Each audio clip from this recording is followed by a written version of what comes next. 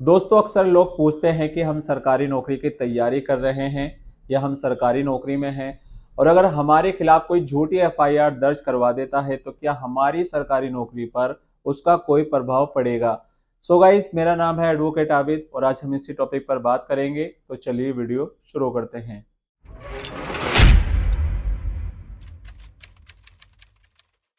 आजकल एफआईआर दर्ज होना आम बात है, जिससे ये नहीं पता चलता कि उस व्यक्ति ने अपराध किया है या नहीं किया है।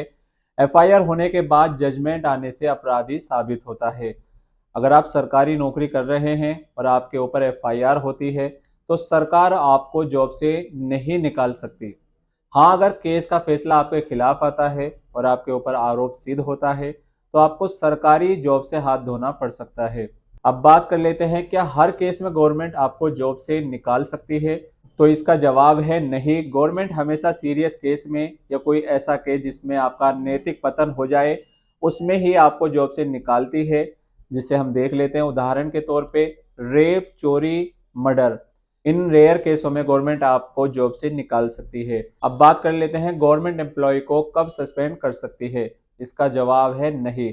अगर आप पर कोई केस लगा है तो पुलिस आपको पकड़कर 24 घंटे के अंदर मजिस्ट्रेट के सामने ले जाती है, और अगर मजिस्ट्रेट साहब को लगता है कि इस केस में बेल दी जा सकती है तो आपको बेल दे देते हैं।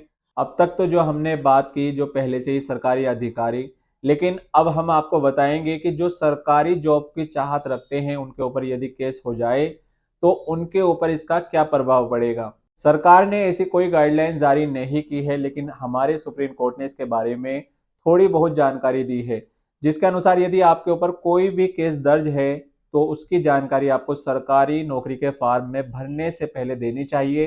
कोई भी जानकारी आपको छुपानी नहीं चाहिए।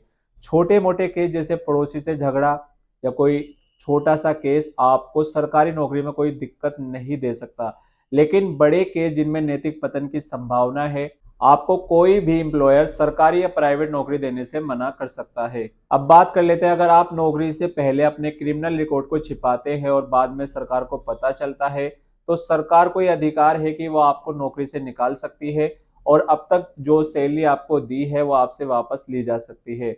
सो गाइस, अब तो आप समझ गए होंगे, और अगर अब भी आपके मन में कोई क्वेश्चन है तो आप कमेंट बॉक्स में कमेंट करके हमसे पूछ सकते हैं।